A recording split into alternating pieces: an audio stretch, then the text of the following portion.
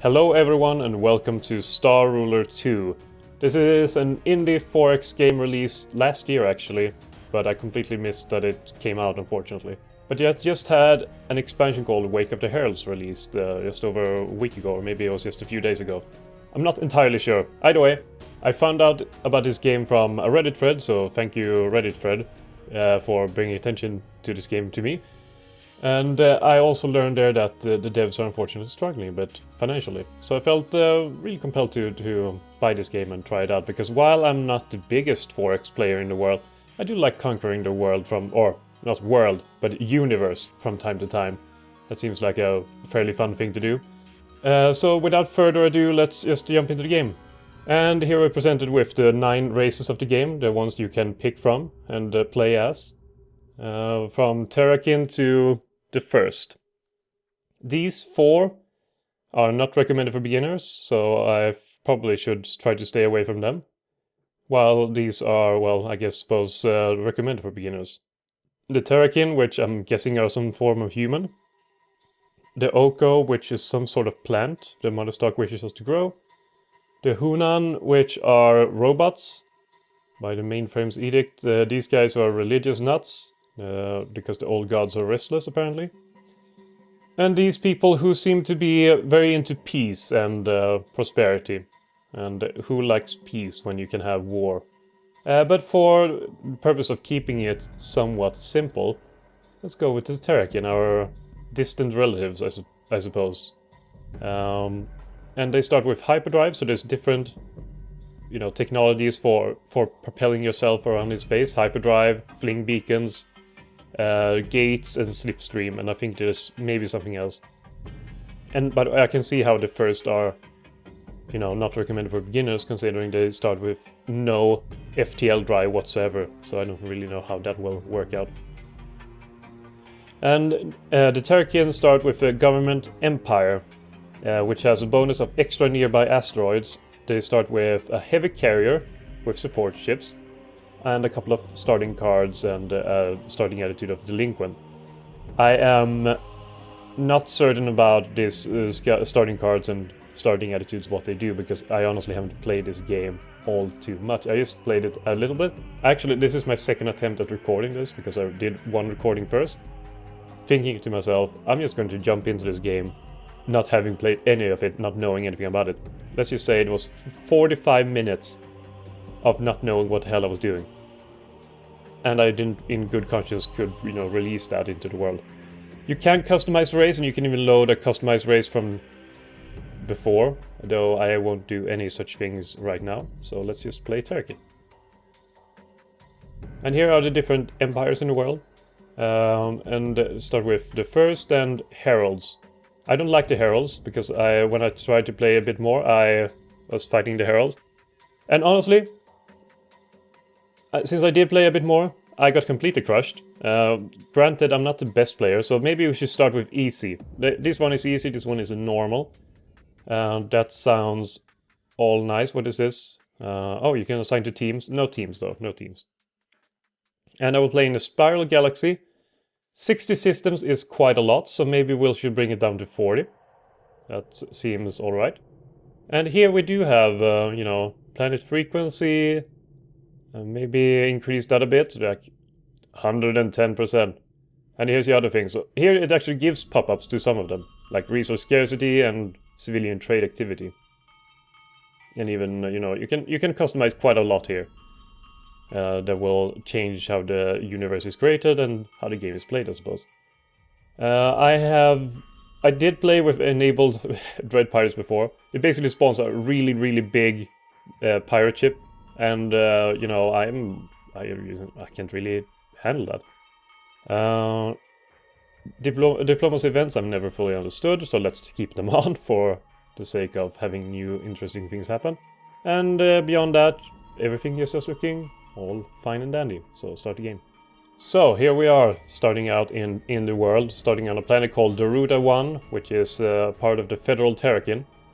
Unlike most 4X games, this game is playing with real time instead of having turns, even though they kind of act turn-like, considering income is coming out every 3 minutes, every budget cycle, which is almost like a turn, only that you don't have to actually click next turn. And movement is fluid beyond that, so they move in real time, which I like, considering, you know, my experience is mostly from, you know, Forex, not Forex games, but Paradox games and so on.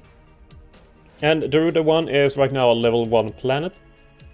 And the levels of the planet determines, among other things, the amount of population that your planet can have. And to get up to the next level, I need any food resource and a tier 1 resource. And right here in the world, or in this universe, we have 1 water, 1 food, and 1 explosives, which is explosives being a tier 1 resource. So this means that I can colonize this world and this world. They produce water and food respectively. And then transport it over to this world, having colonized that as well. It will bring it to tier 1. As you can see here, they need level 1 for the water and food to get there. And then I can export the explosives to this world, and it would fulfill the requirement of any tier 1 resource. Only that it would need another food resource in order to fully win here. So I will get my carrier to explore nearby systems for more areas. And I will, at the same time, start colonizing. And colonization is very easy. You don't have to build a colony ship to colonize. You just kind of click a button here and it will send 1 billion people to another world, just like that. Which is very convenient, very convenient. So while it is doing that, I should probably get into the research text tree, which almost looks like something taken out of Path of Exile. If you ever played Path of Exile, the whole trait system, whatever it was. That was, you know, a wide network of things.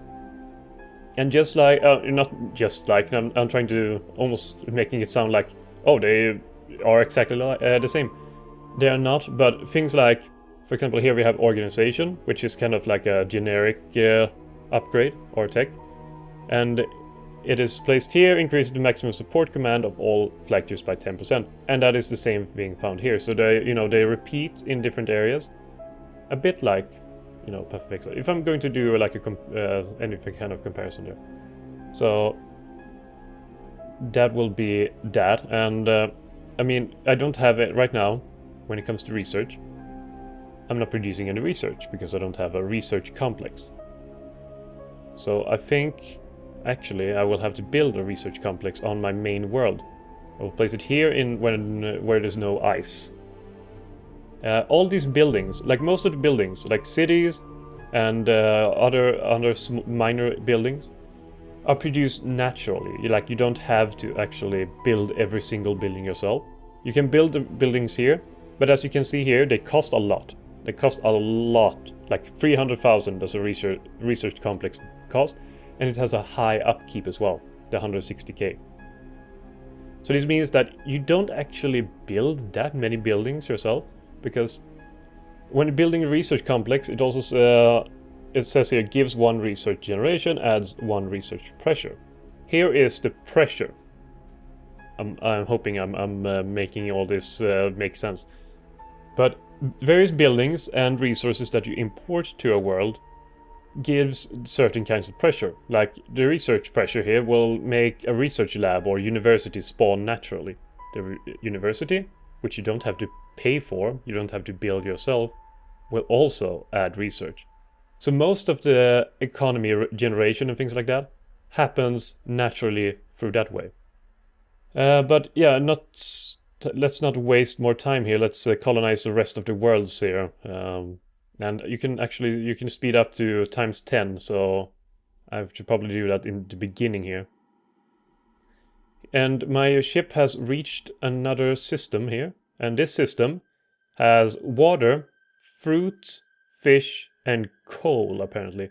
And coal not being any resource in and of itself, I suppose, it just gives labor generation. So if I wanted to build a big planet for production things, this planet would be pretty good for it.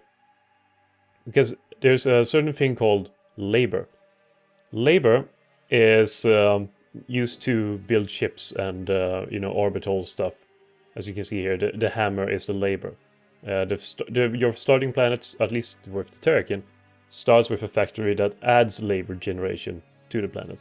But if I were to colonize this world with the coal, I could build, you know, factories and stuff like that to increase the labor produced, and the coal here would add to 30%. Actually, that's civilian structures, so I would need to have... Civilian structures are, as I mentioned before, like cities and stuff like that. And here's a university, as I said, so every labor that would be produced from civilian structures would be enhanced by 30%. But now with water and food, I should probably send this here, which will make this develop. So as you can see here, the 1 out of 3 population, and now it will slowly increase up to 3. And when it reaches 2, it will have it upgraded to level 2. And just to make sure that nothing happens in the future, what is it, debris field? What does it do? Oh, you can scan it. I will attack this remnant ship, and I have one main ship here, and it has a bunch of support ships.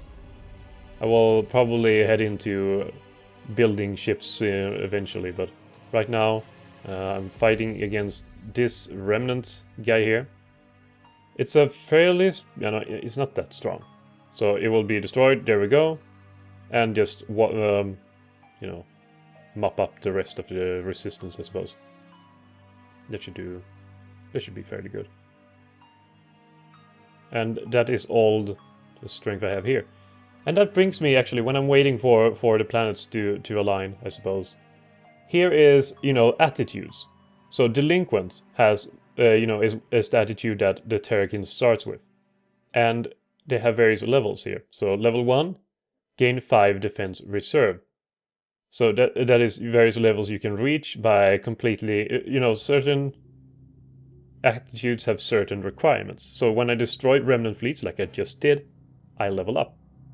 So to reach level 2, which gives gain double effects from all remnant pickups, I need to destroy 1 more remnant fleet to reach that level, and so on. And here is increases all ship weapon damage by 10%, doubles the health and mass of all weapon turret hexes, and so on. And I can add extra attitudes by spending a resource called influence, and now I've started doing that. So there's in total 12 different attitudes. I'm assuming that some of them cancel themselves out. All from generosity and, you know, to tolerant and xenophobic. And I'm assuming these are, you know, if I pick materialism, I cannot pick generosity and so on. Because individualism is opposed to collectivism. And they have different requirements as well. Collectivism, you know, by building asteroid mining bases, I level up. And here, if I build imperial buildings or orbitals, I level up. So that is pretty good, actually. So I might be picking individualism. Warmongering, conquering planets, increases the level, and scheming by winning annex votes. Yeah, I think for this I will take individualism. Oh, I can't do that yet. I don't have enough influence. So that will just have to wait. You know, since this planet now, my favorite planet, my primary planet, has the tier 1 resource, it needs 1 more food resource. And to get that food resource, we will have to get another food planet. So where is a food planet? Here's fish. Let's get some fish. Here's also fruit, so I can use that later on if I need to. So here's actually just a support system, as I would like to call it. And just explore this little quadrant here of stars. I don't know exactly where the AI is, but hopefully there's way over here. Because quick expansion is kind of key, I'd say. Kind of key. There we go, Deruda. Wait, Deruda 1, that was my primary capital. Not Deruda 4. So export explosives here. There we go. Now we're talking. So this one needs some more food coming in. And as I'm colonizing this planet, it's been added to my sort of sphere of influence, I suppose. It won't hinder the enemy from going in and trying to take it, but I mean, it looks a bit nicer when there's more areas here. So are there any remnant fleets in this sector? No, there's not. And here is water, food, water, and thorium, which is a level tier 2 resource. I'll get into what tier 2 resources are in a second.